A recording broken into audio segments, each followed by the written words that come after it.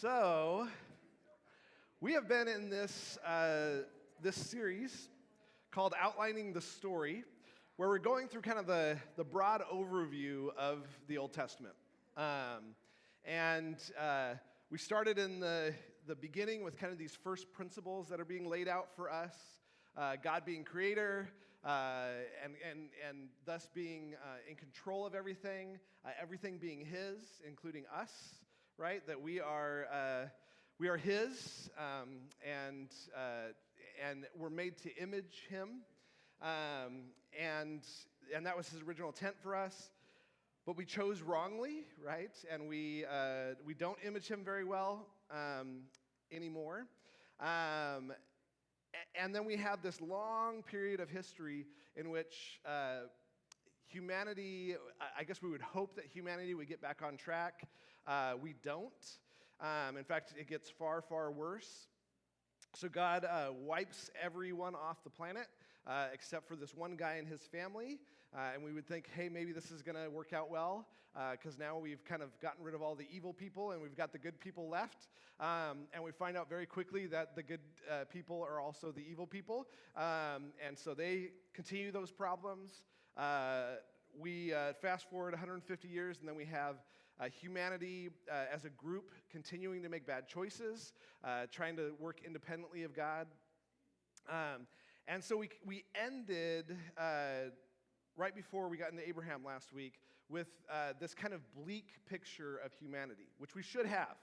And I think I would recommend, just generally coming from that worldview, that we should have a bleak picture of humanity in general. Today, we should have a bleak picture of what humans are capable of, because humans are depraved.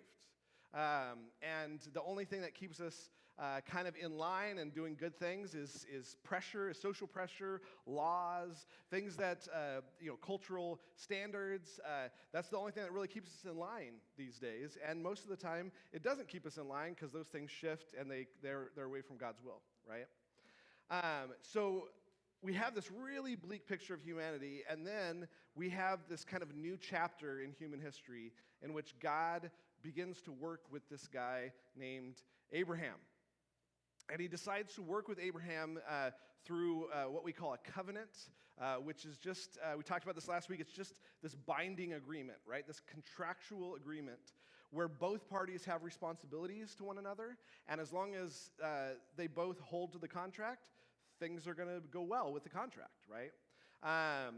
And so we saw that kind of being established early on with Abraham, and we're going to see how that kind of works out in the rest of Abraham's life today. So let me pray for us. Lord, as we get into this, to these chapters of Genesis today, may you just help us to see this plan that you're starting to reveal in the life of Abraham. This plan that begins and ends with faith. And that our responsibility to you today, just like it was for Abraham, was to live in this trusting relationship with you. And so may we just witness that in the life of Abraham, in what you were doing with him, and may we be inspired to kind of follow suit in our own life. Because if we know anything, we know that you are trustworthy. We know that you will come through on the things that you've promised.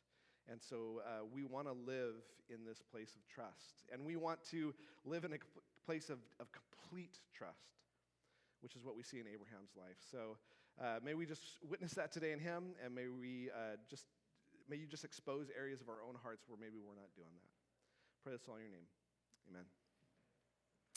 So we saw last week that Abraham and Yahweh, God, make this agreement, right? And this is how the agreement goes. It says, "Now Yahweh said to Abram," who is Abraham, "Go forth from your country and from your relatives and from your father's house to a land which I will show you." right? This is Abraham's responsibility in this contractual agreement that they're making. He needs to leave his house, which Abram did. He committed to walking away from his home, which was really his clan, his people group, which meant leaving protection and security and his future economic growth was all wrapped up in his family. He's leaving all of that. And which required something very, very important in Abraham, which was a trust in what Yahweh was going to do, right? He had to move his trust from his family and his kind of city-state, his people group, his clan, and he had to place his trust in his Creator. And Abraham did that. He chose to trust Yahweh, and he just started walking. He took his immediate family and some of his servants, and they left. And God said this to him. He said, I will make you a great nation, and I will bless you and make your name great. And you shall be a blessing, and I will bless those who bless you, and the one who curses you I will curse. And in you all the families of the earth will be blessed. So he said, if you do your part of the contract here, Abraham, then I will do my part, which is I will make from you a great people.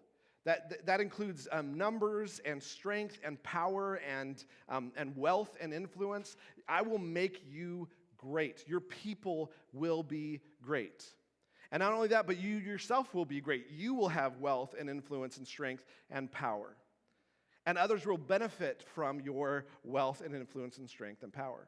And we see that actually in the life of Lot, right? Lot benefits really greatly from it, right? And then he says, to those who treat you well, I will treat them well. To those who treat you badly, I will treat them badly, right? And so what you have is this picture, and we see it in this situation with Sarah and Pharaoh, right? Where Pharaoh takes Sarah into his household, kind of oblivious to the situation that Sarah is Abraham's wife, and we have all this bad stuff going on to Pharaoh, right? Which is God keeping his promises to Abraham. And he says, all the families of the earth will be blessed through you. And we talked about this last week, that Abraham didn't really know what this meant. He knew that all the families of the earth would be blessed, but he didn't know what that looked like. His descendants didn't really know what that looked like. Moses, when he's writing this, doesn't even really know what that looks like. He just knows that God had made this promise. Now, we know what that looks like because we are the blessed, right? We are those who have been blessed because of this covenant that God made with Abraham. He goes on to add a little bit to this contract, to clarify it, and to bring some definition to it. He says, so they came to the land of Canaan. Abram passed through the land as far as the site of Shechem to the oak of Moreh. Now the Canaanites were in the land at the time, and the Lord appeared to Abram and said, to your descendants I will give this land. So he built an altar there to Yahweh who had appeared to him. So he and his family group, they go to Canaan, and God says, you know what? Not only are you going to have this people that will come from you, and they will be great, but you will also have a land in which your people will live. You will have physical borders, and you're standing right in the middle of that land, Abram. Now, an important thing to understand about this particular promise, this particular part of the contract is, Abraham never saw the fulfillment of this, right? It's much later, it's hundreds of years later, that the fulfillment of this actually occurs. But he trusted in the God who could come through on this, right? In the next couple of chapters, 13 and 14, we see God fulfilling his promises. That's really what we covered last week, right? God fulfilling his promises.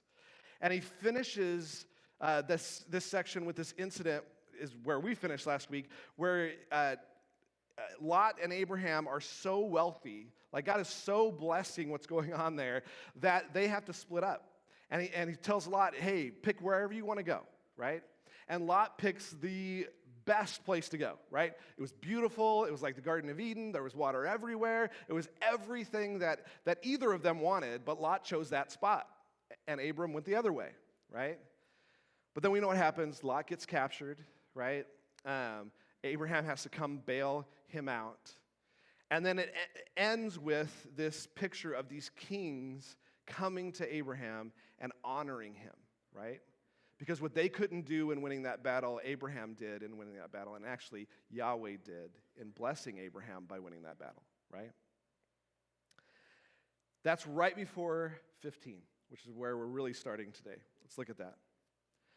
After these things, the word of Yahweh came to Abram in a vision, saying, "Do not fear, Abram. I am a shield to you. Your reward shall be great, very great."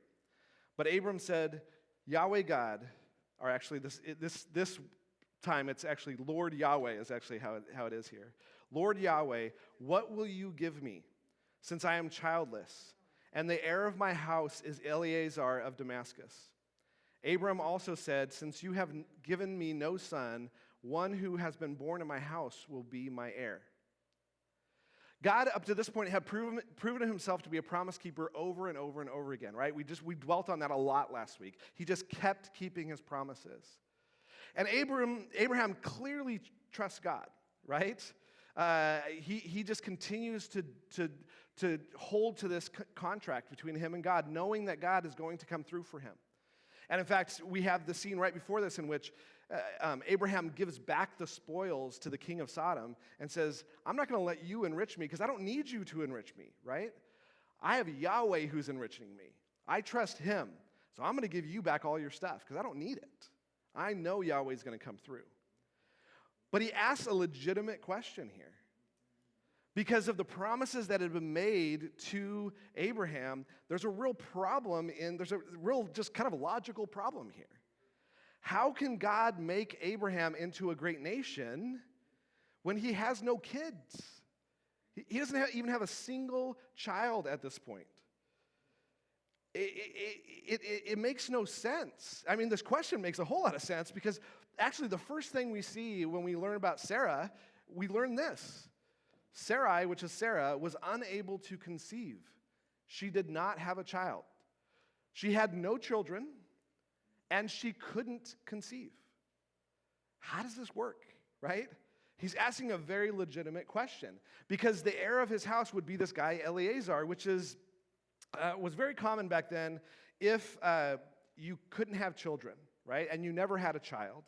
That later in life, you would take one of your servants and you would basically adopt them as your heir, and you would leave all your stuff to them. Because if you die and there's no heir, that's a real problem, right? So if you have no kids, you got to leave it to someone who's not your own kid. And that's what he's saying. He's like, you know what? I'm going to have to leave this to one of my male servants. And that's like a last resort. Nobody wants to do that because we want to leave all this wealth to our kids. And if God's going to fulfill the contract, it can't be left to Eleazar. It has to be left to a kid of Abraham, right? Very legitimate question. This is what happens. Then behold, the word of Yahweh came to him, saying, this man will not be your heir, but one who will come from your own body shall be your heir. And he took him outside and said, now look toward the heavens and count the stars, if you are able to count them. Is he able to count them? No, right? And he said, so shall your descendants be. This is good stuff because he's like, you know what? Let me just clarify. It will be from your own body. You will have a kid that has your genes, and that kid will have kids, and those kids will have kids and kids and kids and kids and kids, on and on and on. And actually, they will get so numerous that no one will be able to put a number on how many kids, how many descendants you have. And this is actually true today. No one has any idea how many Jewish people there have been on the earth since this time. No clue, right? Has it been a lot? Crazy a lot, right? We don't even know. We don't even have a close estimate. Just way too many, right? Not too many, but the right amount, but a lot, right? From you. The problem still is he doesn't even have one descendant at this point, right? And he's old. And his wife, who has never had a child, which in those days was a pretty clear indicator that she would never have a child, right? Because they've been trying their whole lives, their whole married life together. And not only is she barren, like can't have children, but she's also now past the age of childbearing, right? These are all real problems. but don't seem to be a problem for Abraham. Because look at the very next verse. Then he believed in Yahweh, and he credited it to him as righteousness. This word believed in, which in Hebrew is amen, means to trust in, to consider the person you're placing your trust in as trustworthy. He listened to all of what Yahweh had to say, which was all pretty fantastical. Like, what? And he didn't question it. He didn't go, hey, there's no way this is going to happen. I'm super old, right? Sarah's super old. There's no way this is going to go down. He didn't do any of that. At least we don't have it in the text. He simply considered Yahweh trustworthy. And so if Yahweh said something, and he did, he believed it. He said, sure. And this is cool. God credited it to him as righteousness. Righteousness means God's standards are met. Right? God's standard of justice is met. Think about it. All the wrong that had been done up to this point in human history, right? We've covered all of just the messed upness of our world and our human race. You have Adam and Eve sinning very early and breaking the world, right? The world has continued to be broken, but they really, really messed it up. And all man's empty attempts at kind of righting what was wrong just failing miserably, right? The failure of Cain, the failure of those 1,800 years of human history that ended with every intent of every thought was only evil continually, right? What a condemnation of humanity. The failure right after getting rid of all the people of Noah's son Ham, like just showing, man, we're just messed up. The very next story being the failure at the tower, right? Of them trying to build this tower to make a name for themselves and to collect themselves instead of scattering themselves like he called them to. And God going, man, they are capable of anything. All this failure leading up to this moment where this man, Abraham, was made right. All this wrong trailing humanity and now made right. And here's the really, really important thing for us. He wasn't made right by himself, right? Abraham did not make himself right. Abraham did not do enough right to make himself right. Right? We saw plenty of wrong that Abraham was doing, right? Throwing his wife under the bus, all that kind of stuff, right? A lot of bad stuff for him. Abraham didn't make himself right. Righteous living did not make himself right. Some sort of right religious practices did not make himself right. Some sort of spirituality or inner, introspection, some sort of inner spiritual journey did not bring him to the place where he was right. There was no other means by which Abraham was made right, but by God simply crediting him righteousness. He looked at Abraham and he said, Abraham, you trust me. And that trust is not enough to make him right. But he said, you know what? I'm going to choose out of my gracious nature to credit you righteousness, to consider you righteous even though you are far from that thing, and restoring the relationship between God and man. And it was all because Abraham decided to stop trusting in himself, to stop trusting in his surroundings and what was logical and right and just seemed like the way to live life, and he placed all of his trust in Yahweh. And said, whatever you want, I'm going to do it. And he was credited righteousness. The point on your handout, if you want to look at it, is even though Abraham was unrighteous, God treated him as righteous in response to his willingness to trust God with his life.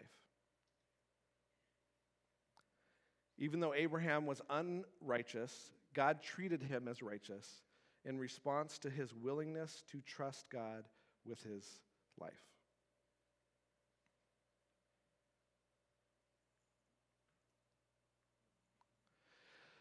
The rest of chapter 15, God goes through this covenant ritual with Abram, where they saw some animals in half.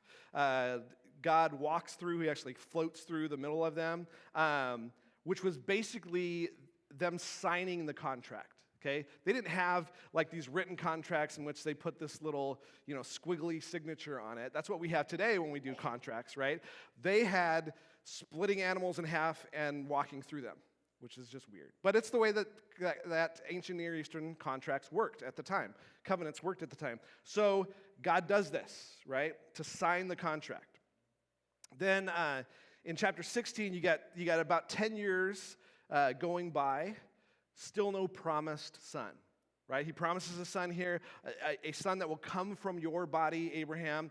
10 years have gone by, and Sarah tries to create an heir through her servant, okay? Which, by the way, was not unusual at the time. If the woman of the house was barren, was unable to have kids, it was very, very common to give a servant to the husband and have a child through that servant, and then legally, actually, that child would become the heir of both Abraham and Sarah. They would become their child, right? So she's trying to do this thing, right? And trying to, make it work, because it would have been through Abraham's line, right? So they do have a kid there. But this happens in 17, right after that. It says, now, when Abraham was 99 years old, he's an old guy, Yahweh appeared to Abram and said, I am God Almighty. Walk before me and be blameless. I will make my covenant with me and you, and I will multiply you exceedingly. Abram fell on his face, and God talked with him, saying, as for me, behold, my covenant is with you, and you will be the father of a multitude of nations. No longer shall your name be Abram, but your name shall be Abraham, for I have made you the father of a multitude of nations. Abraham just means father of many, father of a multitude, right? So he changes his name. And he's kind of clarifying the covenant again. He's rehashing some stuff we already know, adding some detail to it. He keeps going. He says, I will make you exceedingly fruitful, and I will make nations of you, and kings will come from you. I will establish my covenant between me and you and your descendants after you throughout their generations as an everlasting covenant to be God to you and to your descendants after you.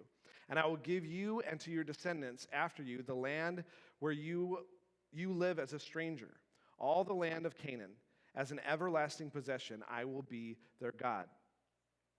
He calls Abraham here to be blameless, which literally in this context means to be completely faithful to the covenant, completely faithful to this contract. Do whatever I ask you to do. That's the contract, right? I will make this covenant with you. And not only will I make this covenant with you, but now he says, I'm also going to extend this contract and reaffirm this contract to your kid and your kids' kids and your kids' kids' kids and all the generations going forward. I'm going to renew this contract with them. I have a contract with you. I'll also have a contract with them. And so this contract can actually exist perpetually, because I'm going to give it to each generation after each generation after each generation. And the promises that I've made available to you, I'm going to make promises available to your people after you. They will have many descendants. There will be many people groups. There will be a land with borders that will be theirs. And I'm going to continue to make this contract over and over again, generation after generation.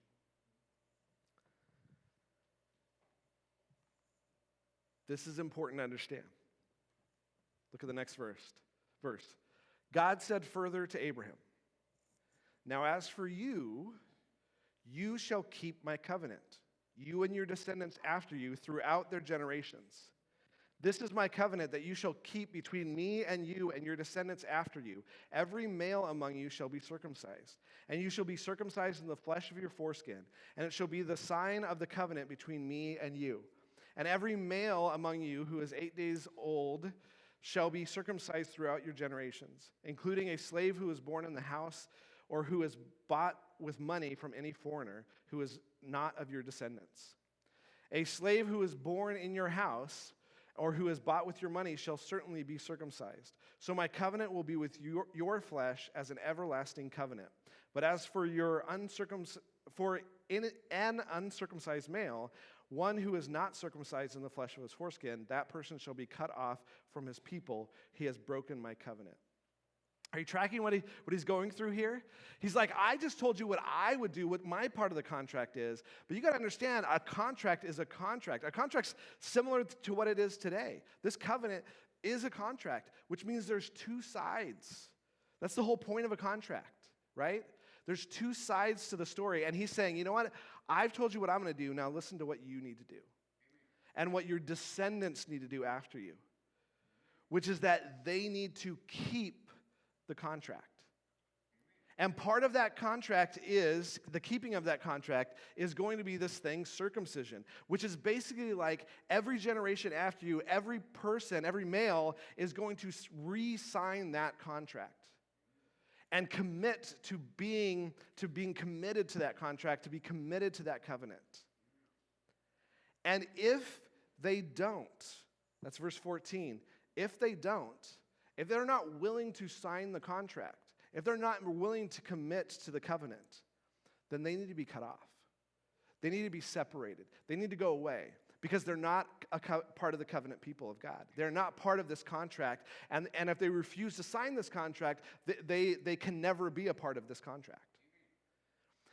The important thing to understand with this, and this is really, really true, it's kind of the key thing of everything else we're going to go through in the Old Testament, is this covenant is a conditional covenant.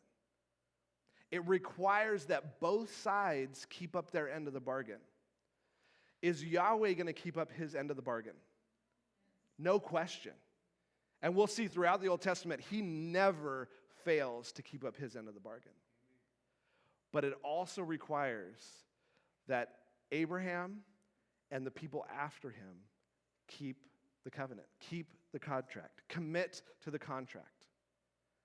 Because if they break the contract, God is under no obligation to keep his end. It's conditional.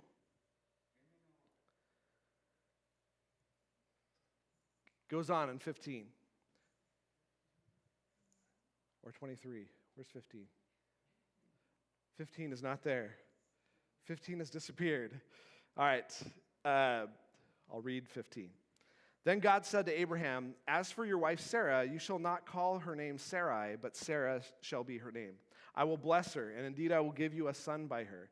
And then I will bless her, and she will be a mother of nations. Kings of people will come from her. So he's clarifying, you know what? Not only are your descendants going to be of your genetics, but also going to be of Sarah's genetics.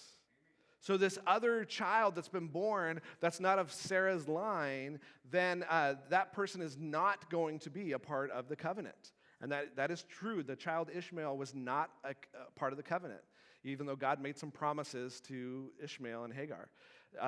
Not a part of the covenant people. That the covenant would come through Sarah and this child, Isaac. Now look at 23. It says, then Abraham took his son Ishmael and all the slaves who were born in his house and all who were bought with his money, every male among the men of Abraham's household, and circumcised the flesh of their foreskin on this very same day, as God had said to him. Now Abraham was 99 years old when he was circumcised in the flesh of his foreskin, and his son Ishmael was 13 years old when he was circumcised in the flesh of his foreskin. On the very same day, Abraham was circumcised as well as his son Ishmael, and all the men of his house, those who were born in the house or bought with money from a foreigner, were circumcised with him. That is a long paragraph that says one thing.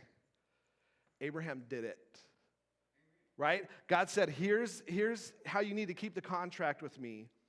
This is how you demonstrate that you're committed to the contract, is you and all of your people need to all be circumcised. And Abraham did it. Immediately. In fact, it says, where is that?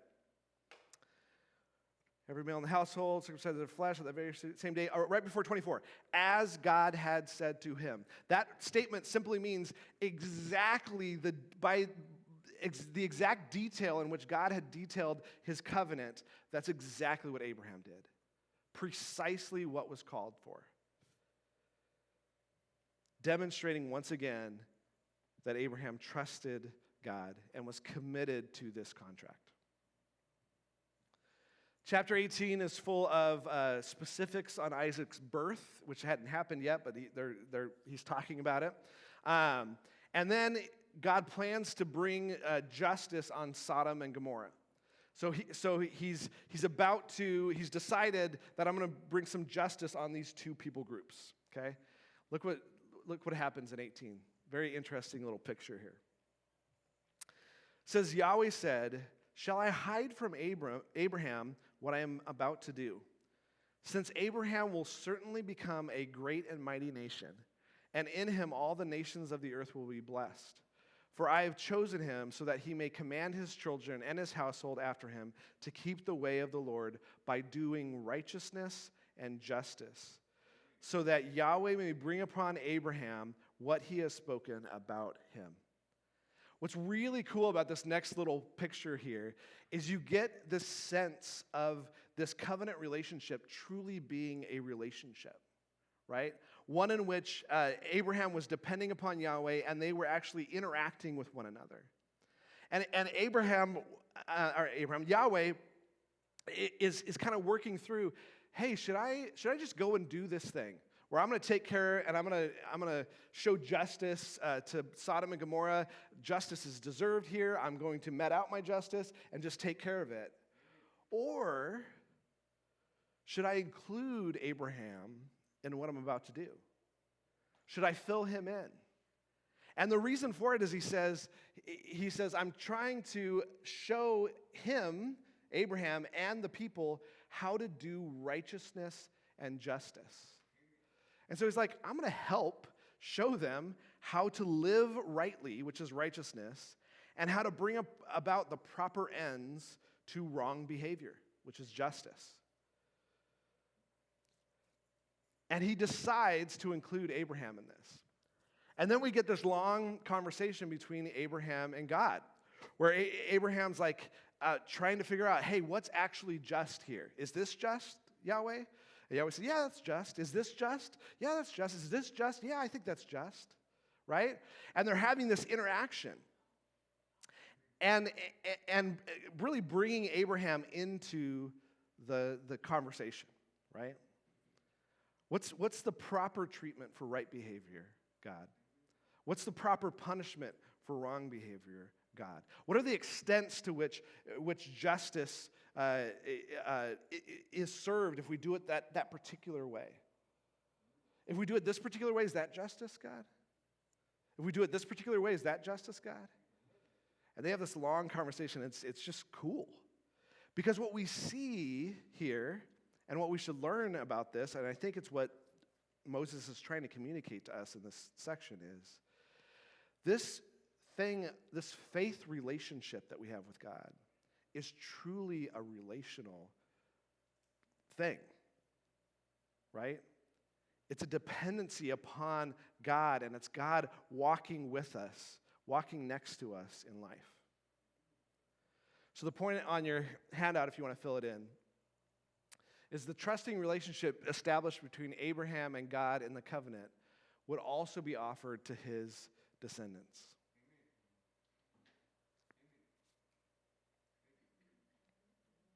The trusting relationship established between Abraham and God in the covenant would also be offered to his descendants.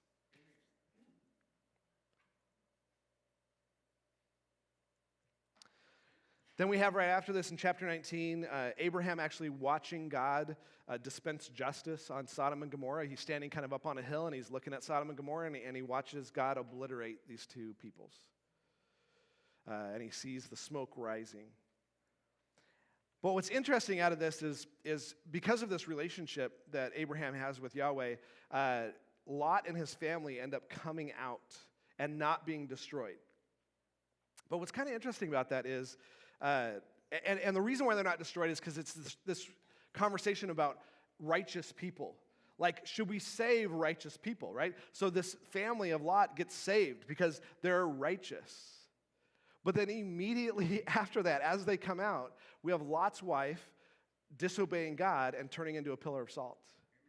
And then right after that, we have Lot's girls having this incestuous relationship with him, right? There's no righteousness in us. There's no righteousness in humanity, no righteousness of our own. That even the righteous people are shown to be not so righteous, right?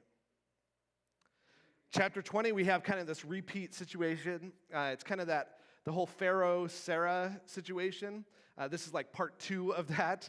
It's almost the exact same situation where basically Abraham offers Sarah up to this other King Abimelech.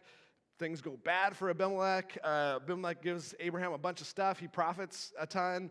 Abimelech honors Abraham, is actually super scared of Abraham, right? Just shows that God is continuing with his covenant, right? Then we have this in 21. It says, then Yahweh took note of Sarah as he had said, and Yahweh did for Sarah as he had promised. So Sarah conceived and bore a son to Abraham in his old age, at the appointed time of which God had spoken to him. Abraham named his son who was born to him, and the son to whom Sarah bore to him, Isaac. Then Abraham circumcised his son Isaac when he was 8 days old, as God had commanded him. Yahweh comes through, as he's been coming through this whole time. He keeps his promise exactly as he had promised. Did you notice that phrase in there? Exactly as he had promised, and exactly at the appointed time. That God comes through on his part of the contract on time, every time. This is our promise-keeping God. And this was despite all odds, right? At this point, Sarah is unable to have kids, and she has a kid. She's 90 years old, which is very much past the age of childbearing, and he comes through with the promises. Abraham is 100 years old. He's beyond what would be considered childbearing years for him. God comes through, right? Abraham comes through on his part. He names the boy Isaac, which was part of the commitment he had to God. It's what God asked him to do, right? He circumcises Isaac on the 8th day, exactly what God asked him to do. He is fulfilling this contract that he has with Abraham, right? With God, that Abraham is fulfilling the contract he has with Yahweh. And we can just see once again God doing his part, fulfilling the promises, Abraham doing his part by doing what God asked him to do. And then it gets extreme. Take a look at this. Chapter 22. Now it came about after these things that God tested Abraham and said to him, Abraham, and he said, here I am. And he said, take now your son, your only son, whom you love, Isaac, and go to the land of Moriah. Offer him there as a burnt offering to on one of the mountains of which I will tell you. God is testing Abraham. Now let me be very, very clear. You guys have heard me talk about this before. The idea of testing biblically is not, hey, pass or fail. Let me throw this out there and see if you can float, right? See if you can make it. See if you can get an A or an F on the test. That's not what this is about. Testing is about showing, demonstrating the quality of something. Yahweh was doing this to demonstrate the quality of Abraham's faith. It's not that Abraham suddenly had faith. It's not suddenly that Abraham was emboldened to do this thing. It's that Abraham had this pre-existing condition of having faith. And this testing was just to reveal the faith that Abraham already had. This moment was meant to reveal that. But this is crazy. Can we agree? Like, God's like, go kill your kid.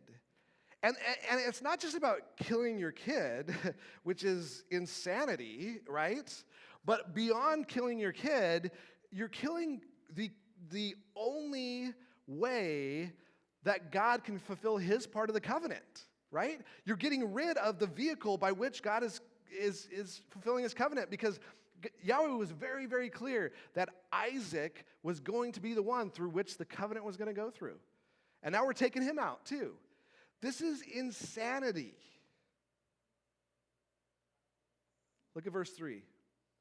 So Abraham got up early in the morning and saddled his donkey, and took 2 of his young men with him and his son Isaac, and he split the wood for the burnt offering. And he set out and went to the place which God had told him. Skipping down to verse 9, it says, Then they came to the place which God had told them, and Abraham built an altar there and arranged the wood and bound his son Isaac and laid him on the altar on top of the wood. And Abraham reached out with his hand and took the knife to slaughter his son. Now, there might have been some hemming and hawing going on with this request, but the narrative doesn't reveal any of that. So the narrative is not trying to tell us that they had some sort of a tussle over this, in which Abraham's like, what are you doing? Like, this doesn't make any sense. We don't have any of that. Instead, what we have is Abraham going, okay. You're making this insane request, Yahweh, and my response to you is I trust you.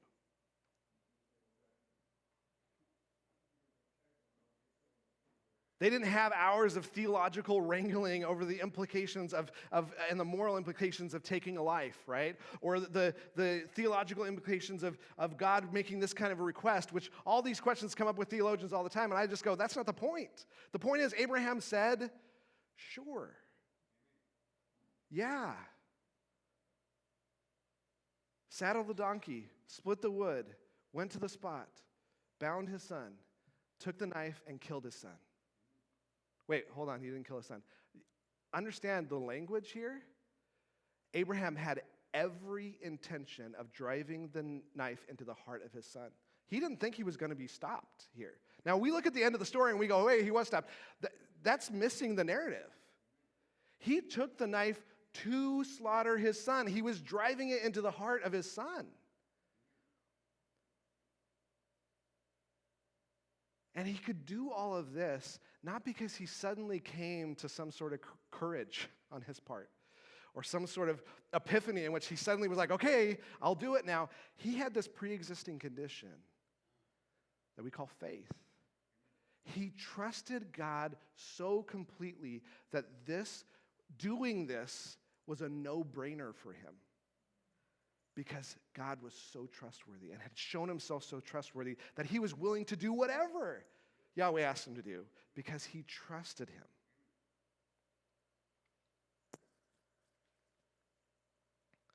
His actions were just the inevitable result of his trust, right?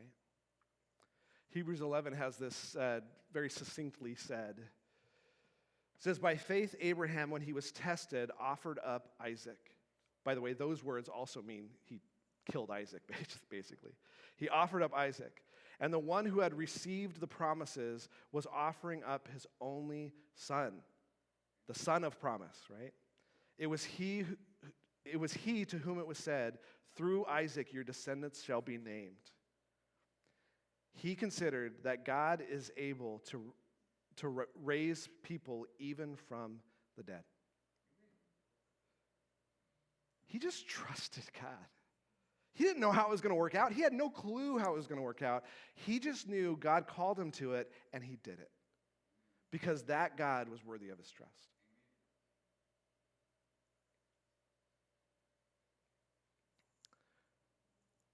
We know verse 11. We like this part, right? But the angel of Yahweh called to him from heaven and said, Abraham, Abraham. And he said, here I am. And he said, do not reach out your hand against the boy, and do not do anything to him.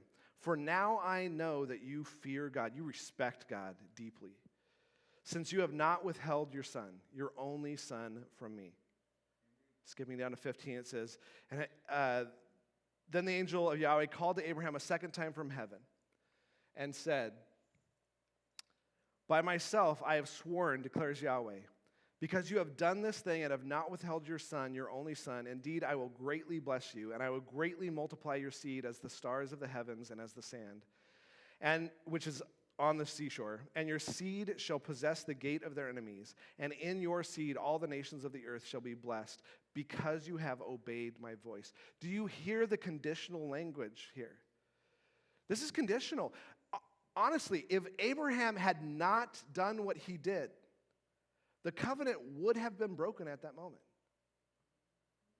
But because Abraham said, you know what? My Creator is worthy of my trust. I'm going to enter into this contractual agreement in which I'm going to do whatever he asks me to do.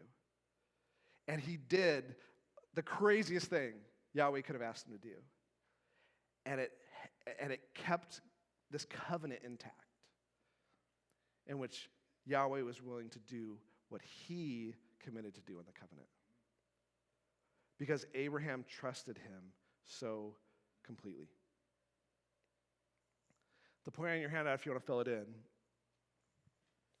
is Abraham trusted God so completely that he was willing to do anything and give up everything at God's direction.